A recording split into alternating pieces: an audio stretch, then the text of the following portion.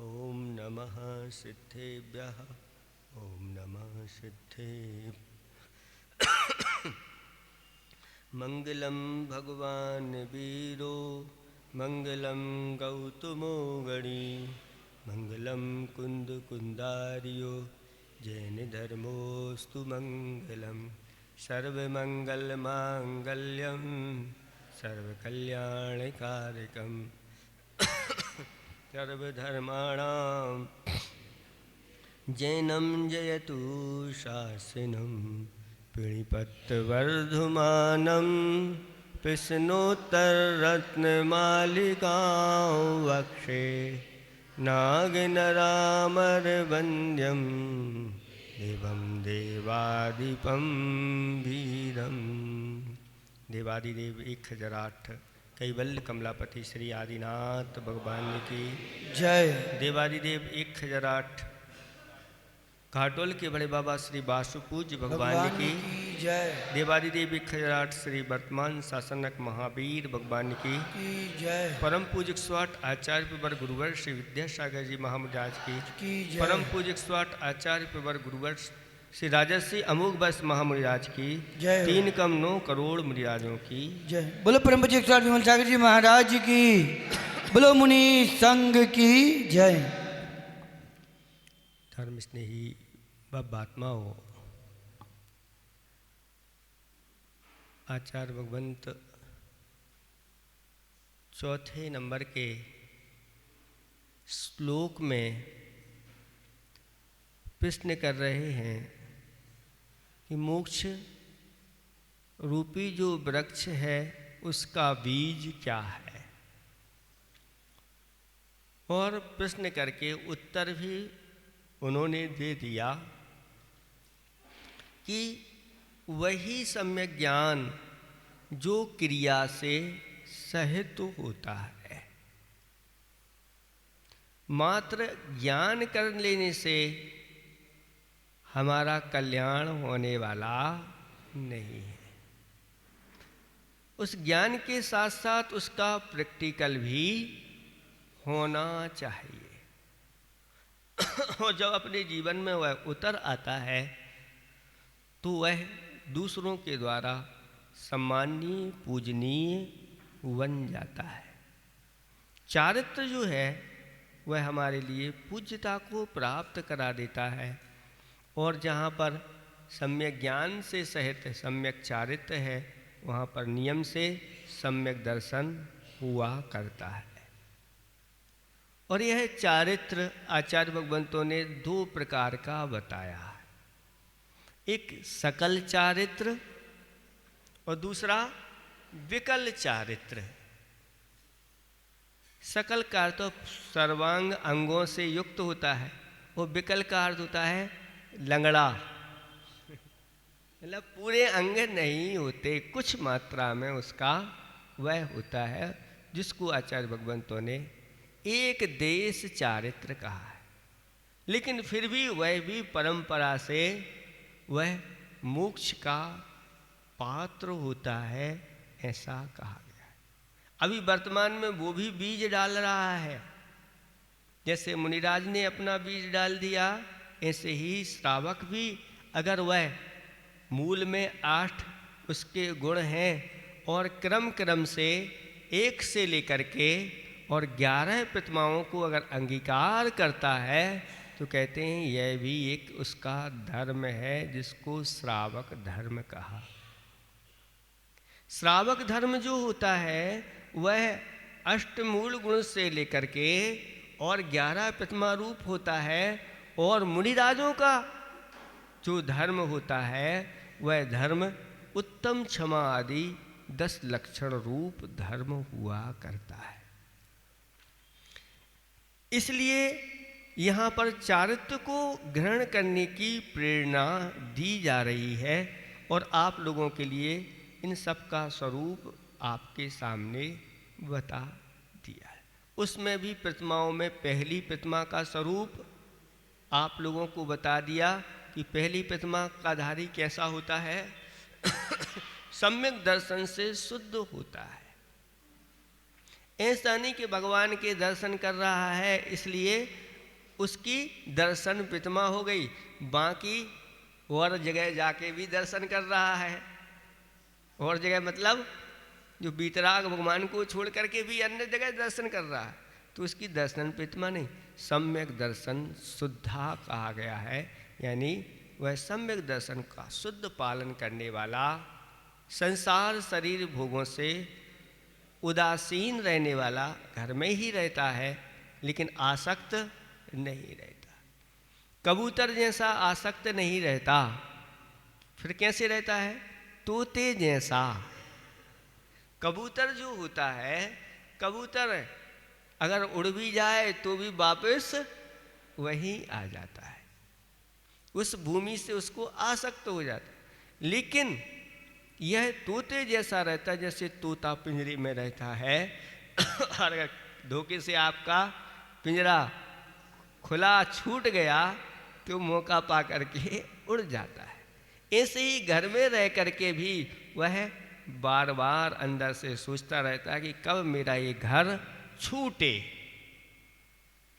इस भावना से युक्त रहता है वह, घर में रहते हुए, घर के सब काम करते हुए, दुकानदारी करते हुए, लेकिन उसके अंदर रहता है कि कब वो समय आ जाए ये सारा छूट जाए। भले जीवन पर्यंत भी ना छूटे, लेकिन इस प्रकार के भाव तो उसके अंदर रहते हैं। इसलिए उसको कहा कि सम्यक दर्शन शुद्धा, वह संसार शरीर भोग निर्विन्ना और पंच गुरु की शरण में रहने वाला, उनकी भक्ति पूजा आराधना करने वाला और साथ साथ में पथग्रह यानी पंच अणुव्रत को धारण करने वाला, वह पहली प्रतिमा का धारी होता है।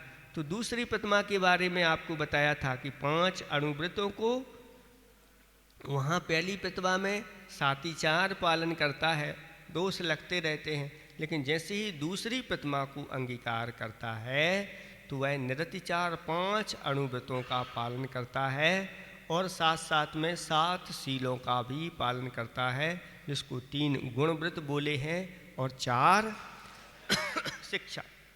अब शिक्षा लेने वाला व्यक्ति जो होता है, अभी शिक्षक नहीं है, वहाँ पर शिक्षा ले रहा है किसकी?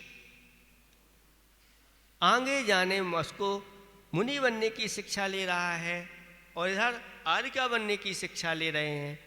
और अभी शिक्षा लेते हैं तो पूर्णता नहीं होती, वहाँ पर जब शिक्षक बन जाते हैं तो पूर्ण हो जाए। इस तरह से ये दूसरी प्रतिमा का स्वरूप कल आपको बता दिया था। तीसरी प्रतिमा होती है सामायिक प्रतिमा।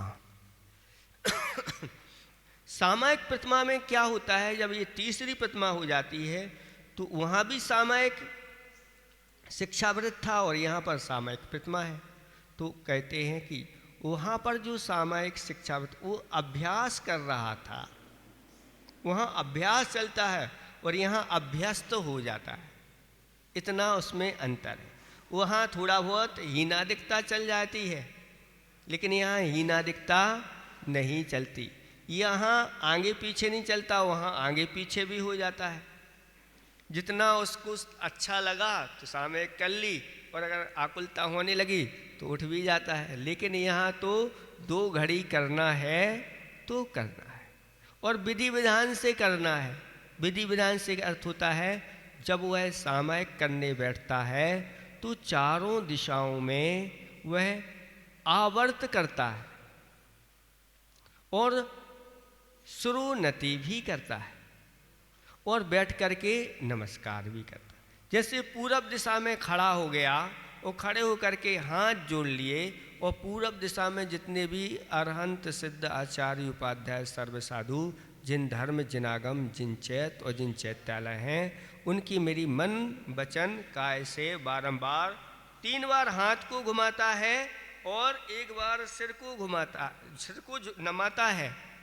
तो ये क्या हो जाते हैं, ये 3 आवर्त हो जाते हैं और 1 बार श्रोणति हो जाती है। और अगर पूरब दिशा में है तो वहाँ बैठ करके 1 बार वह नमोस्तु करता है। ये एक दिशा का हो गया। ऐसे ही दक्षिण दिशा में जितने भी 9 देवता हैं उनको मेरा मन वचन काया से बारंबार 3 बार वह हाथ को घुमाएगा, एक हो जाते हैं आवर्त, और एक बार खड़े खड़े सिर को झुका देगा, तो एक सरोनति। अब दक्षिण दिशा में बैठ के नमोस्तु नहीं करेगा, इसी प्रकार से पश्चिम दिशा में भी खड़े होकर के करेगा, लेकिन बैठ के नमोस्तु नहीं करेगा।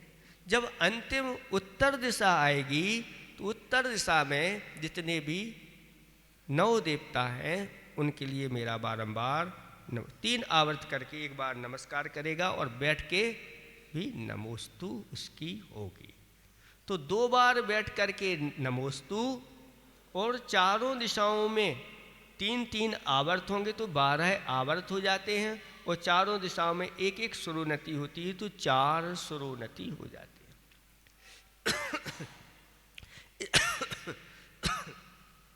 इस प्रकार करके वह संकल्पित होकर के बैठ जाता है कि अब 2 घड़ी तक मैं सभी प्रकार के आरंभ और सभी प्रकार के पाप उनका मैं त्याग करता हूँ। शरीर पर जितना कुछ है बस उतने को रख करके बाकी सबसे वह उस समय विरक्त हो जाता है, और 2 घड़ी तक वह क्या करता है, अपने मन वचन काय को प्रशस्त बना करके रखता है, यानी धर्म ध्यान करता है। आर्त ध्यान और रौद्र ध्यान का वह त्याग। सामायिक के लिए कहा आर्त रौद्र परित्यागस तद्धि सामायिक। समता सर्वभूतेषु, सभी प्राणियों में अथवा सभी द्रव्यों में समता भाव रखना, यानी अब यहाँ किसी से हमारा ना राग है ना द्वेष, और संयमे शुभ भावना, अपने संयम में चाहे एक देश संयम हो चाहे सकल संयम हो, उसमें वह शुभ भावना रखता है, यानी धर्म ध्यान की भावना उसकी बनी रहती है। आर्त रौद्र इसका त्यागी हो जाता है, और जो भी वह वहाँ पर बैठे बैठे या खड़े खड़े करता है वह सब उसकी सामायिक मानी जाती है। और सामायिक में वह जैसे मुनि व्रत होते हैं ऐसे मुनि व्रत जैसे उसके हो जाते हैं, यानी 5 जो अणुव्रत लिए हैं इनकी पूर्णता उस सामायिक में हो जाती है। सामायिक में वो अणुव्रत महाव्रत जैसे उसके, और सबसे ज़्यादा कर्म की निजरा और उसकी अगर विशुद्धि बढ़ती है तो वह सामायिक में है। सारी क्रियाएं एक तरफ और ये 2 घड़ी की सामायिक एक तरफ, इस प्रकार की ये व्यवस्था उसकी होती है। इसलिए आचार्य भगवान कहते हैं ये सामायिक ऐसा व्रत है जो अपने लिए बहुत ऊंचाइयों पर ले जाता है। इसलिए इसका अभ्यास प्रतिदिन करना चाहिए। अगर आपने व्रत भी नहीं लिए हैं तो भी आप बैठ करके इस प्रकार से ये कार्य कर सकते हैं। अभी आप लोग शांति से बिना बोले बैठ जाएं, क्लास चल रही है, बाद में आपको बुलाया जाएगा। तो इस प्रकार से वह तीनों संध्या काल में, तीसरी प्रतिमा में तीनों संध्या काल में, एक सुबह का संधि काल होता है और एक मध्य का संधि काल होता है और एक सायं का संधि काल होता है। ये संधि काल आचार्य भगवंतों ने बताए हैं। इन संधि कालों में विषय भोग नहीं करना चाहिए, क्योंकि ये संधि काल बहुत पवित्र काल है और ये संधि काल हमारे लिए धर्म ध्यान करने के लिए मिले हैं। वो संधि काल कब लेना? तो जैसे ही सूर्य सुबह सुबह निकलने वाला है उसके 1 घड़ी पहले यानी 24 मिनट पहले उजिला भोर हो गया, उस समय किसी प्रकार से सांसारिक कार्य नहीं करना चाहिए। और जब सूर्य निकल रहा है उसके 1 घड़ी बाद तक ये संधि काल है। ये 48 मिनट का संधि काल होता है। इस संधि काल में वह सामायिक करता है। अगर बड़ी सामायिक किसी को करना है तो 3 घड़ी पहले और 3 घड़ी बाद तक वह 2 घंटे 24 मिनट की सामायिक वह कर सकता है। ऐसे ही दोपहर में वह 3 घड़ी पहले से 12 बजे के पहले 3 घड़ी पहले और 3 घड़ी बाद तक वह सामायिक का काल होता है। ऐसे ही शाम को भी सूर्य डूबने के 3 घड़ी पहले और 3 घड़ी बाद तक ये उत्कृष्ट काल है 2 घंटे 24 मिनट का। और इसके बीच का काल वह जगन्य माना जाता है। और उसके भीतर जगन्य से ऊपर चले जाते हैं तो वो मध्यम में आ जाता है। 3 घड़ी की कर ले, कोई 4 घड़ी की कर ले, कोई 5 घड़ी की कर ले। 6 घड़ी के पहले पहले करते हैं तो वो मध्यम, 2 घड़ी से 6 घड़ी के अंदर अंदर वो मध्यम की कोटि में आ जाता है। इस प्रकार से यह सामायिक प्रतिमा का धारी हुआ करता है।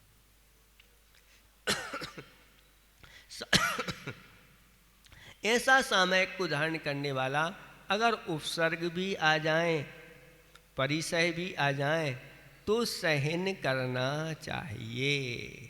ऐसे नहीं कि अब सामायिक करने बैठे और कोई मान लो पानी आ गया तो उठ के,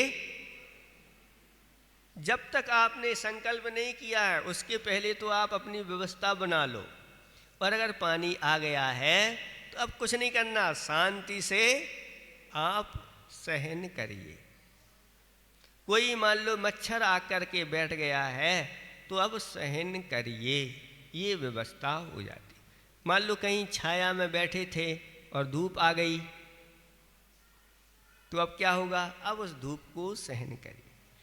अब सहन कैसे करें, तो आचार्य भगवान कहते हैं कि 12 भावनाएं भाना प्रारंभ कर दो।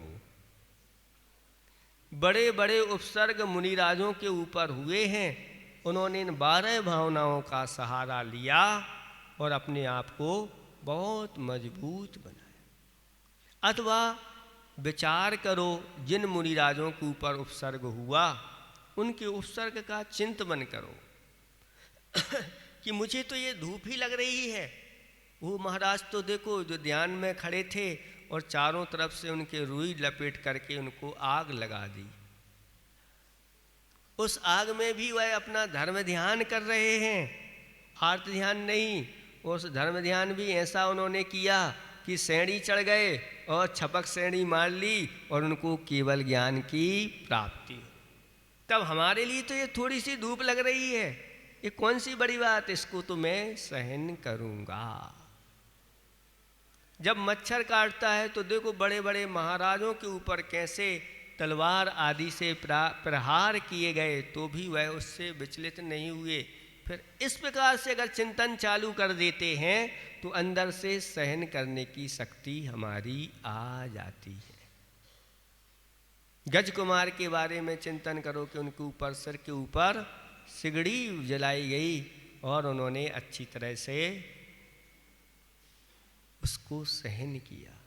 तब ऐसा जब सहन करने की चिंतन हो जाती है तो कहते 12 भावना का चिंतन करते हुए और वह सामायिक करना चाहिए। अथवा पंच परमेष्टि की शरण में चले जाओ, अथवा अपनी आत्मा की भी शरण में जा सकते हैं। आत्मा की शरण में कैसे, तो शुद्ध आत्मा का जो स्वरूप है उस स्वरूप में लीन हो जाओ। तो शुद्ध आत्मा में ना तो कोई कर्म रहते हैं ना कर्मों के उदय रहते हैं, ये सब मेरे नहीं हैं, ये सब हमसे भिन्न हैं। शरीर हमसे भिन्न है, कर्म हमसे भिन्न है। मैं तो शुद्ध बुद्ध एक चेतन स्वरूप आत्मा हूँ जिसको ना कोई मार सकता है, ना कोई गला सकता है, ना कोई जला सकता है।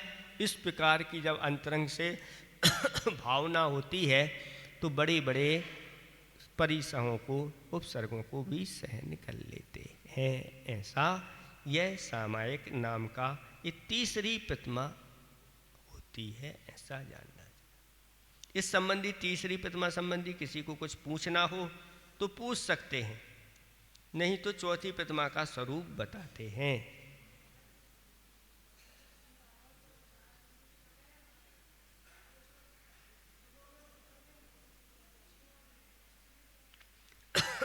ये आगम का कथन है कि पूरब में बैठ करके नमोस्तु करना और उत्तर में नमोस्तु करना, बाकी जगह बैठ करके नहीं किया जाता।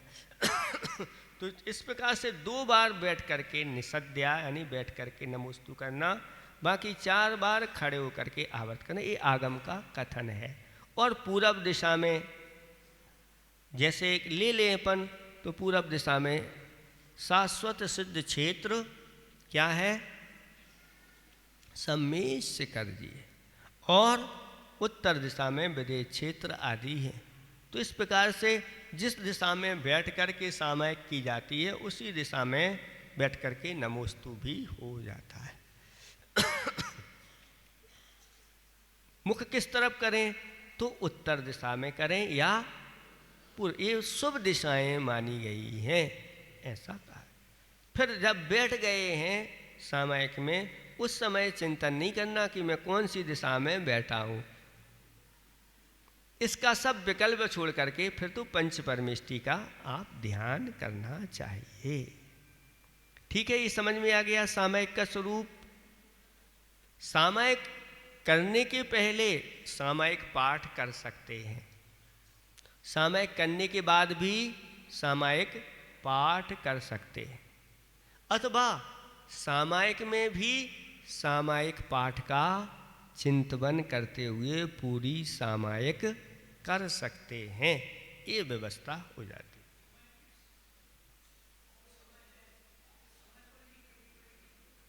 तीसरी प्रतिमा में तो आपको जो संधि काल बताए गए हैं उन संधि काल में ही करना। दूसरी प्रतिमा वाला थोड़ा बहुत आगे पीछे हो जाता है, थोड़ी कम भी हो जाती है, चल जाती है, क्योंकि वहाँ वह शिक्षा ले रहा है और यहाँ पर क्या बन गया है? शिक्षक बन गया है। अब शिक्षक हो गया है तो फिर पूरे सब कुछ होना चाहिए, अधूरा नहीं होना चाहिए। इसके बाद फिर चौथे नंबर की प्रतिमा होती है जिसको बोलते हैं प्रोषदोपवास प्रतिमा। पर्व के दिन में, पर्व के दिन कौन कहलाते हैं? अष्टमी और चतुर्दशी ये मुख्य पर्व माने गए हैं। इन पर्वों के दिन में मासे मासे ऐसा कहा है, यानी प्रत्येक मास में कितनी बार आते हैं? एक अष्टमी आती है और एक चतुर्दशी, के दो अष्टमी और 2 चतुर्दशी, यानी 4 आते हैं। और इन चारों में क्या करना है? आपको अपनी शक्ति को नहीं छुपाना है, और अपनी शक्ति को नहीं छिपाते हुए जो प्रोषद आदि पूर्वक उपवास किया जाता है वही यह प्रोषदोपवास की प्रतिमा कहलाती है। इसका उत्कृष्ट मध्यम और जघन्य भी कर दिया गया है पंचम काल में शयनन को देख करके। उत्कृष्ट क्या है? तो उत्कृष्ट तो ये है कि सप्तमी को एकासन करना और फिर अष्टमी को पूरा उपवास रखना और नवमी को एकासन करना। एकासन भी कब करना? मुनि को भोजन दे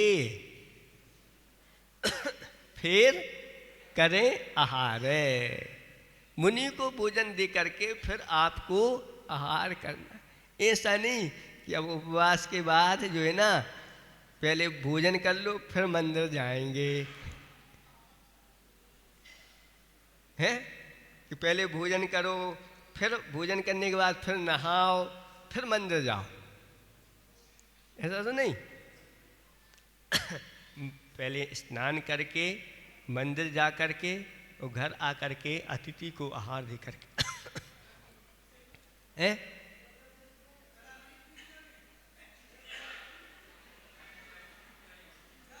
जल वगैरह तो ये उत्कृष्ट है, ये उत्कृष्ट है। उत्कृष्ट तो यही है, इसमें किसी प्रकार की छूट नहीं उत्कृष्ट में। अब अगर आप चाहें कि नहीं हम पूर्व का एकासन नहीं कर सकते, बाद का भी एकासन नहीं कर तो कोई बात नहीं, बीच का अगर आप उपवास भी कर लेते हैं तो ये मध्यम में आ जाएगा।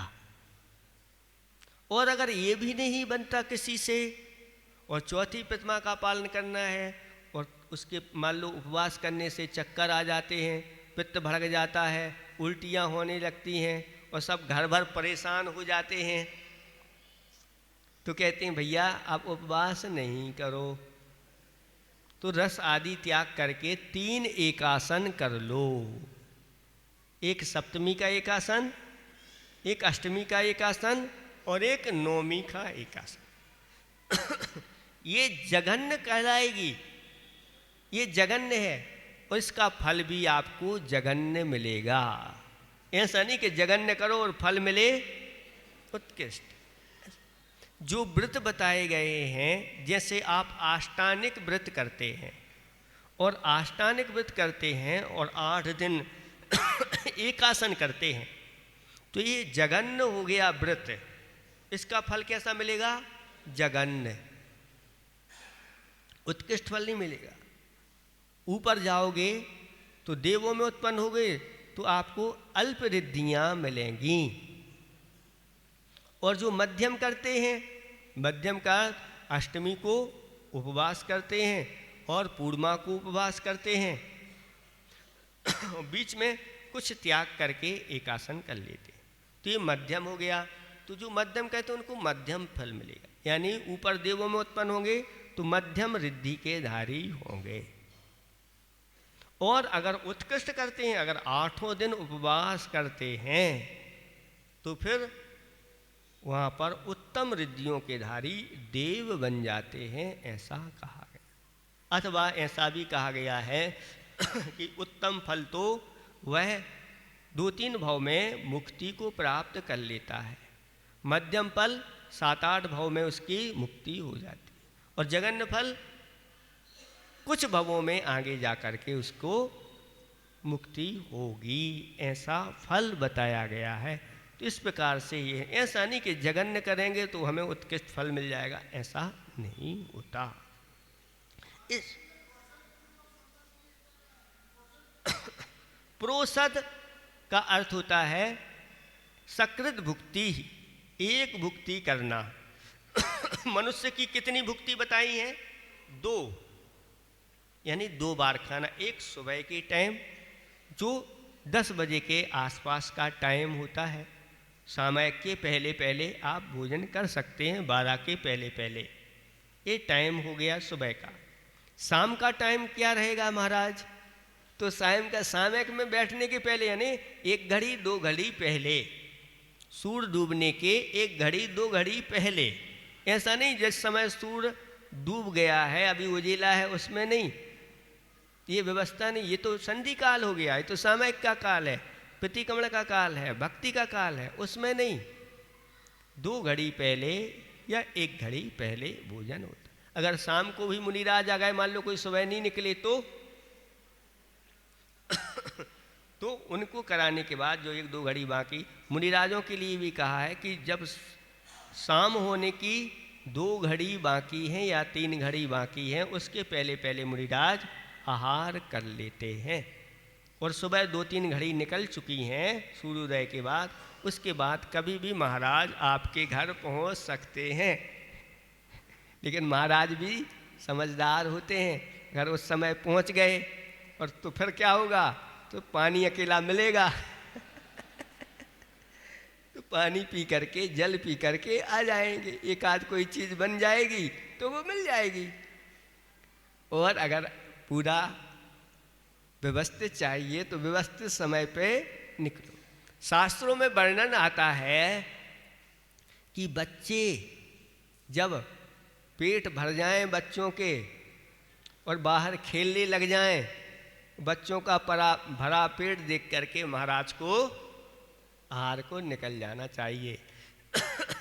यानी ये हो गया कि जैसे आपका चौका है, तो बच्चे तो बहुत छोटे छोटे रहते हैं, वो तो इतना सहन नहीं कर सकते 11-11 बजे तक, तो माँ बाप क्या करते हैं, थोड़ी सामग्री निकाल करके और बच्चों को बाहर के बाहर ही दे देते हैं। अथवा कोई फल वगैरह या कुछ ऐसी वस्तुएं दे देते हैं, बच्चे खा करके फिर बैठ जाते हैं, फिर वो मांगते नहीं।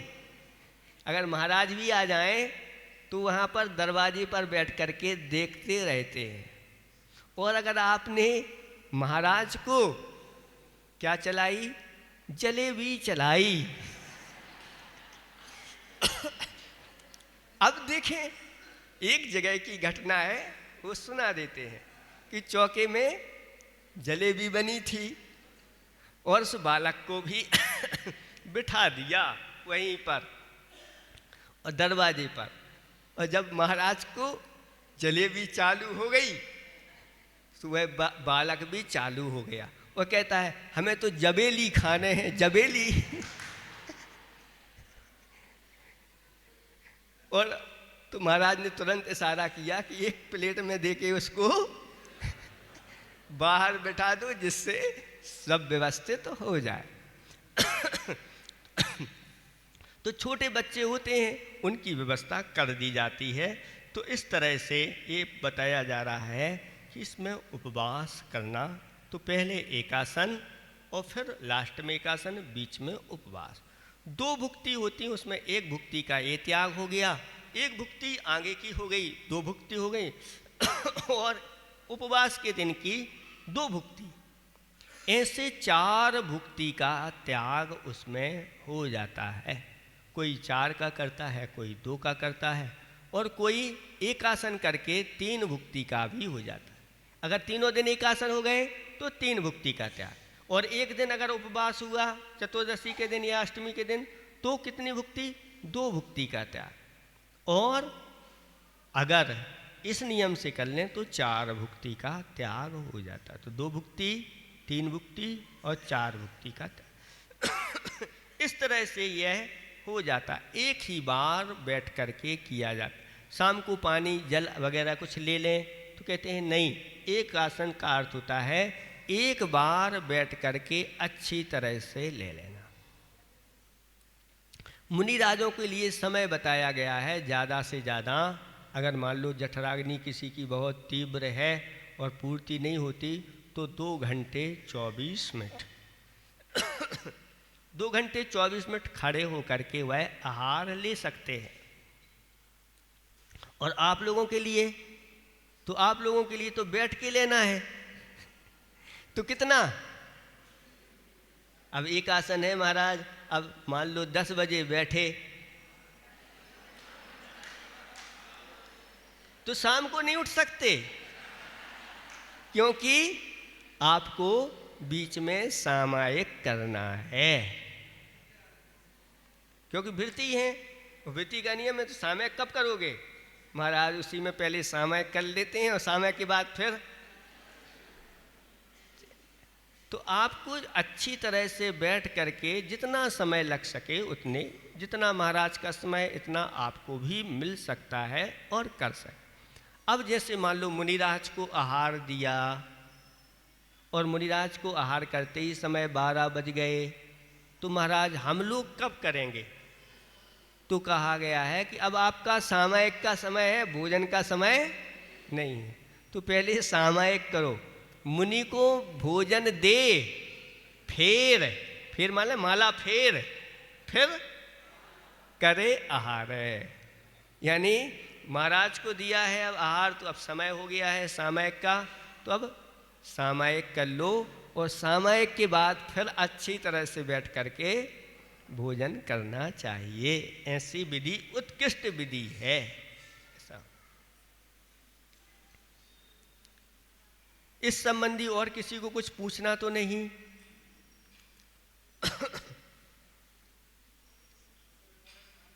हैं?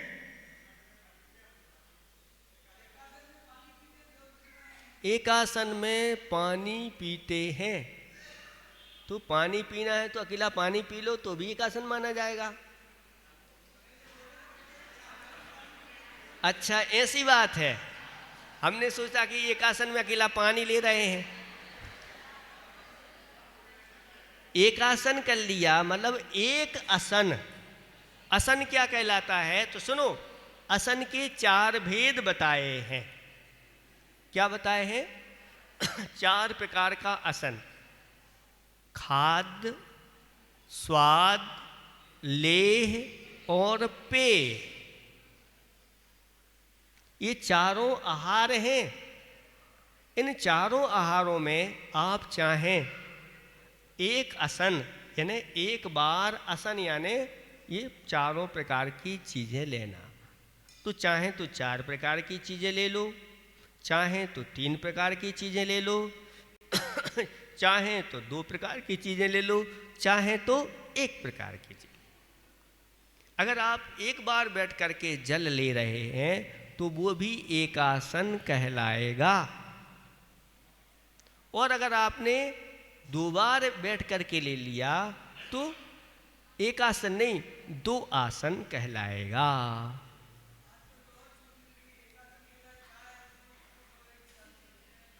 नहीं, ये एक आसन के दिन ये सब चीजें, एक आसन का तो एक बार बैठ करके आप जो कुछ लेना है आप ले सकते हैं, 2 घंटे बैठ करके ले सकते हैं, उसमें कोई उसी में जो कुछ लेना, जल लेना तो जल ले लो, उसी में आपको दूध लेना है तो दूध ले लो, उसी में आपको रस लेना है तो रस ले लो।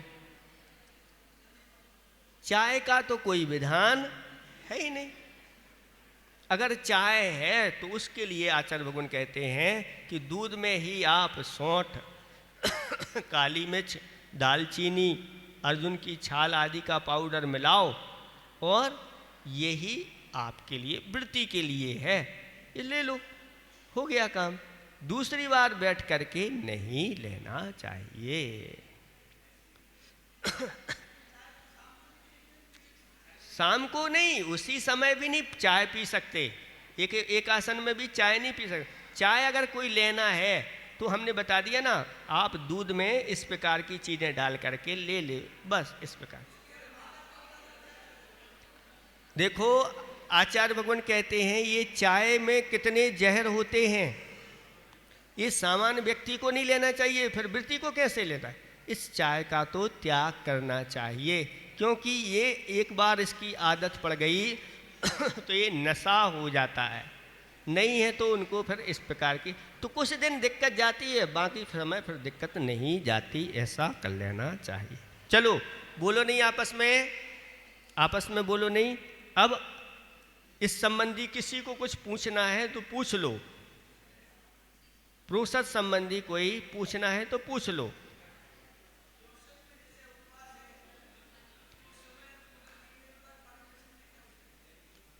उपवास है तो देखो, उपवास वो जल उपवास कहलाता है।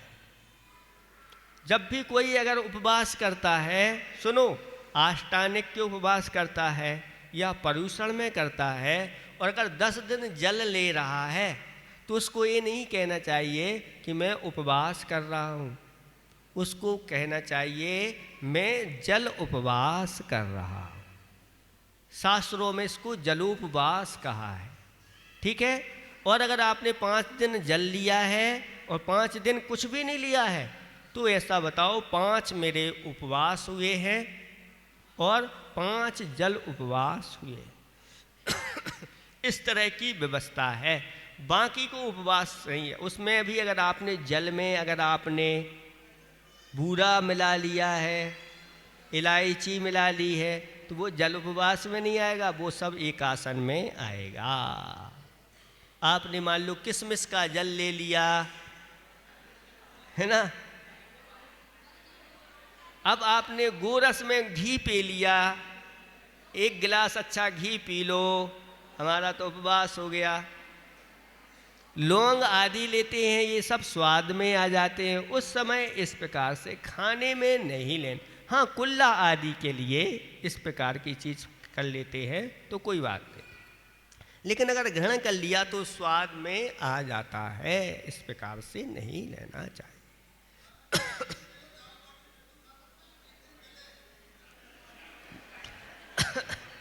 एक दिन पहले आपको जो कुछ खाना है आप शुद्ध वस्तु खाइए, उसके लिए मना नहीं है ना उस दिन, लेकिन इतना खाइए कि श्वास लेने की जगह बची रहे।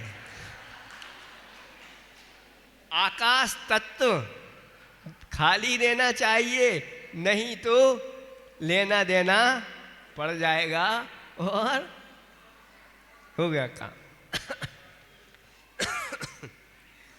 चले आगे देखें। अब नंबर आता है 5वें नंबर की प्रतिमा, जिसको बोलते हैं सचित्त त्याग। इसको बहुत अच्छी तरह से समझना है आज आप लोगों को। सचित्त त्याग क्या होती है? मूल है, यानी नीचे रहने वाले जो मूल आदि होती हैं वस्तुएं वो, और फल हैं, शाक सब्जियां हैं, शाखाएं यानी पत्तियां वगैरह हैं। इस प्रकार से कोई कंद पिसून आदि होते हैं, ये सारे बीज होते हैं, ये सब जो हैं वह अचित्त खाता है, यानी सचित्त नहीं खाता। इसमें जल भी ले लेना, इसमें जल भी ले लेना और नमक आदि भी ले लेना। इन सबको जल को अब वह प्रासुक करके लेता है, यानी ये जल कायक है तो इस जल कायक को वह जल काय बनाता है। या तो गर्म करेगा या इसमें कुछ ऐसी वस्तुएं डालेगा जिसके माध्यम से उसमें जल काय हो जाएगा, कायक नहीं रहेगा। लवंग आदि डाल करके भी ग्रहण कर सकता है। तो ये हो गया। इसी प्रकार से बीज होते हैं, यानी सौंफ है या कोई भी गेहूं आदि है, वह कच्चे नहीं खाएगा, कच्चे चना नहीं खाएगा। वह सब प्रासुक करके इनको ग्रहण करेगा, या इनको दल करके या इनके भाग बना करके आटा बना करके ग्रहण करेगा। सौंफ भी कच्ची नहीं खाएगा, सिकी हुई या बटी हुई सौंफ को वह ग्रहण करता है। इसी प्रकार से जितने भी साग हैं, सब्जियां हैं, फल हैं, इन सबको गरम करके अग्नि पर वह ग्रहण करता है। अथवा इनको किसी यंत्र में पेल दिया गया है जिससे उनका रस आदि निकल गया है, उसको वह ग्रहण कर सकता है। ये सचित्त त्यागी माना गया है।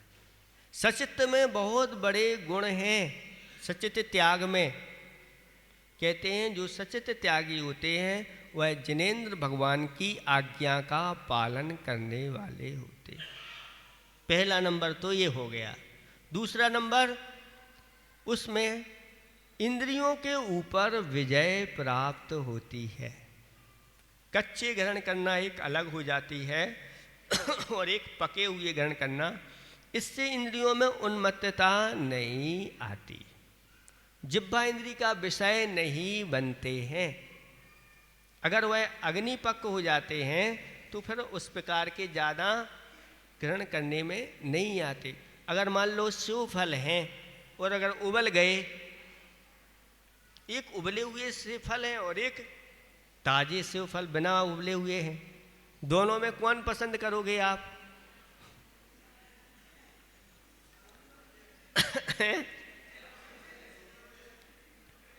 तो वही तो कह रहे महाराज, हम तो सचित्त के भुक्ति हैं, हमें ये पसंद नहीं है, हम तो यही है। लेकिन जिसका सचित्त का त्याग हो गया है वह प्रासुक, यानी प्रासुक का अर्थ होता है जिसका स्पर्श, रस, गंध और वर्ण, इन सब में परिवर्तन होना चाहिए। और स्पर्श ज्यों का त्यों है, रस भी वो ज्यों का त्यों है, गंध भी ज्यों की त्यों है और वर्ण भी ज्यों का त्यों है। अगर इसमें परिवर्तन नहीं आया तो वह प्रासुक नहीं होती। जैसे आप लोग जो है ना ऊपर ऊपर कोई वस्तु ली और ऊपर ऊपर कढ़ाई में उसको आप क्या कर देते हैं, बस कढ़ाई में डाला और उठा लिया, तो ऊपर ऊपर उनमें क्या हो जाता है कि ऊपर ऊपर वो मसाला लग जाता है और भीतर तोड़ते हैं तो ज्यों का त्यों निकलता है। ऐसा नहीं करना चाहिए। प्रासुक का अर्थ अंदर तक पूरे उसके गर्माहट जाना चाहिए, अंदर तक गर्म होता है तो ये प्रासुक विधि है। तो कच्चे तो महाराज खा ही नहीं सकते, पके हुए जो होते हैं, पके का अर्थ तो दाल में पके हुए नहीं, अग्नि पक। कुछ लोग ये भी ले लेते हैं कि जो दाल में पक गए हैं वो अब उनको प्रासुक करने की ज़रूरत नहीं। डाल में जो लग करके सूख गए हैं उनको परासुक करने की ज़रूरत नहीं होती। जैसे सूखे फल हो गए तो सूखे फलों में फिर परासुक करने की आवश्यकता नहीं, लेकिन अभी इनमें सचित्रपन है, गीलापन है, तो अग्नि के द्वारा पकाया जाना चाहिए। तैयार हो तो अब देखें इसमें सारी चीज़ें ये परासुक करके लेते हैं। तो जो मुनिराज होते हैं या पंचम गुणस्थान वर्ती को बता रहा है, पंचम गुणस्थान वर्ती से ऊपर के जितने भी प्रतिमाधारी होते हैं और मुनिराज होते हैं, ये सब सचित त्यागी माने जाते हैं। इनको ऐसी ही वस्तु, परासुक वस्तु आप लोगों को आहार में देना चाहिए। झूठ बोल करके नहीं देना चाहिए कि ये महाराज परासुक है। कुछ समझ में नहीं आता, कुछ चीज़ें ऐसी होती तो फिर उसको कई बार मान लेते हैं कि भैया ठीक है अब ये कह रहे हैं, लेकिन फिर भी अपनी संतुष्टि खाने वाले को कर लेना चाहिए। ऐसा नहीं कि ये सामने सामने ताजे बना करके लाए, कह रहे हैं परासुक हैं। फिर पूछते हैं कैसे परासुक किए, तो कहते हैं कि गर्म पानी में हमने को डुबो दिया था और फिर निकाल लिया, मतलब गर्म पानी में स्नान किए हुए हैं। तो स्नान किए मात्र से वह परासुक नहीं होते। ये विधि है सही विधि। तो इसके माध्यम से क्या होता है कि इंद्रियों पर विजय प्राप्त होती है और प्राणियों पर भी जीवों की रक्षा होती है। जैसे मुनिराज हैं, अब एक इंद्री का भी वह हनन नहीं करते जीवों का, तो उनको परासुक आएगा तो कोई दिक्कत नहीं, और अपरासुक है तो फिर उसका भी दोष लगेगा। साथ साथ में इनके माध्यम से शरीर भी स्वस्थ रहता है। परासुक वस्तु लेते हैं, उबली वस्तु, तो वात पित्त कफ आदि शरीर में परेशान नहीं करते, लेकिन कच्चे हैं तो बहुत परेशान करते हैं। देखो कोई वस्तु है उसको पकना था कहाँ पर, वह फसल के रूप में पकना था, वहाँ नहीं पकी और कच्चे ही तोड़ करके ले आए। जैसे कच्चे चने, खेत में से कच्चे चने लाए और उनको ला करके वहाँ पके नहीं थे, समय पा करके पकते, समय पे पकते, फिर वह सूखते, वह सूखे नहीं, कच्चे ले आए। अब उनको अग्नि पर भी नहीं पकाया और सीधा खा लिया। तो अब दो प्रकार से पकना था, एक वहाँ नहीं पके, एक अग्नि पर नहीं पके, तो तीसरा आपकी जो जठराग्नि है उसको 3 गुनी मेहनत करनी पड़ेगी। अगर आपकी जठराग्नि इतनी तेज है तो उसको पचा जाएगी, नहीं तो पेट में दर्द प्रारंभ हो जाता है। पेट में दर्द क्यों होने लगता है?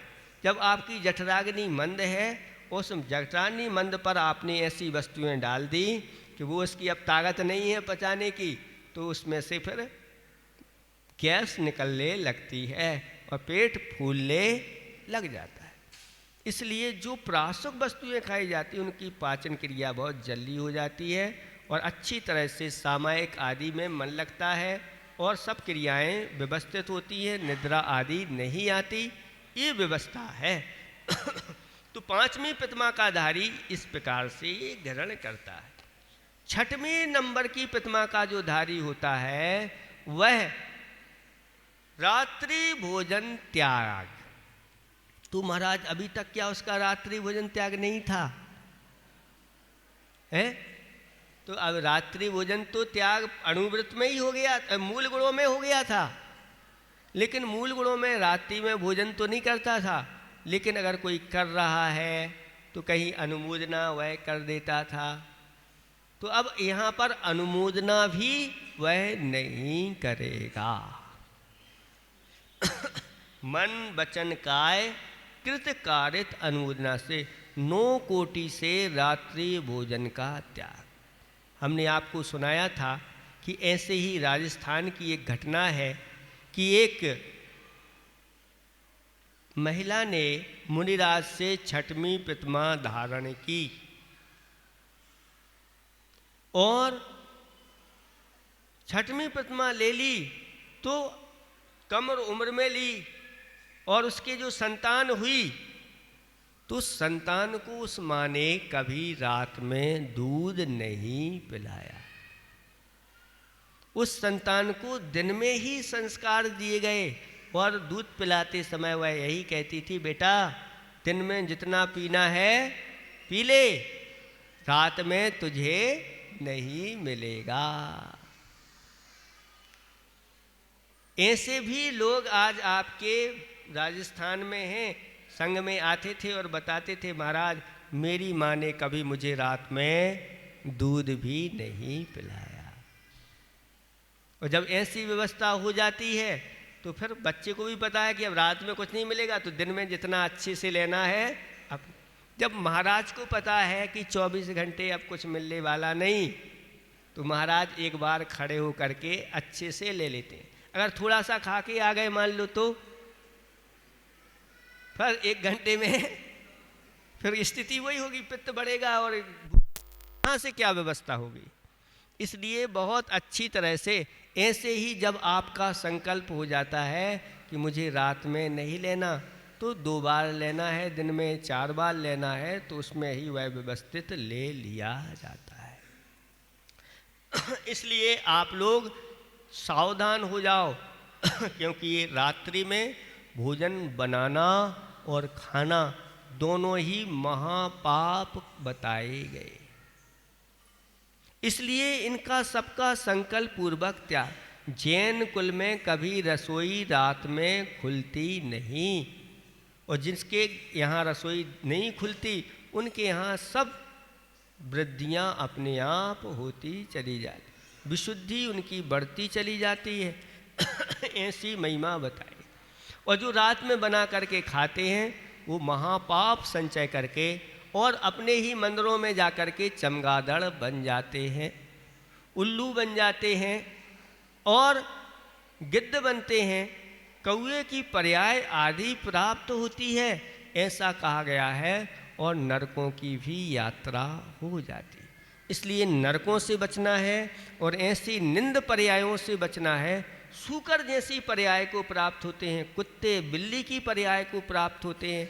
ये सब स्पष्ट आचार्य भगवंतों ने बताया है। आप लोगों ने पूर्व में रात्रि भोजन नहीं किया, इसलिए आपको ये उच्च कुल मिल गया।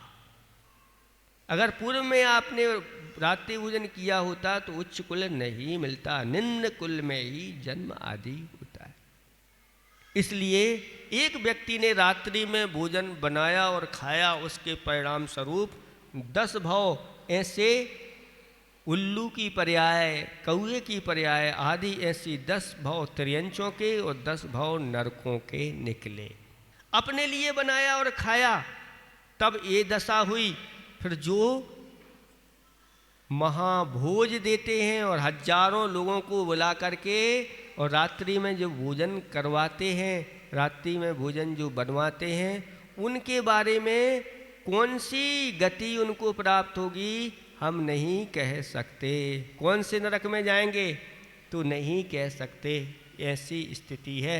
इसलिए संकल्प पूर्वक आप लोगों को, अगर आप रात्रि भोजन त्याग नहीं कर पा रहे हो कोई बात नहीं, लेकिन रात्रि में महाभोज तो कभी नहीं देना, जिसके माध्यम से महापाप संचय होता है।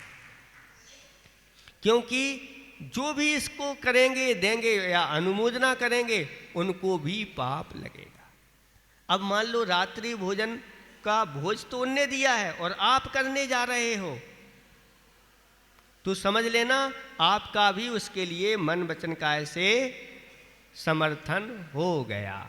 तो उस लपेट में आप भी आओगे।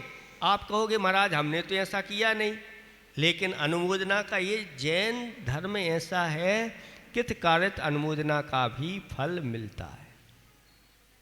मन से भी अगर आपने कह दिया ठीक कर रहे हैं तो आप भी उसमें लपेटे में आ जाओगे। इसलिए समर्थन किसी प्रकार से नहीं करना और इस प्रकार से आप लोग तैयार हो जाओ।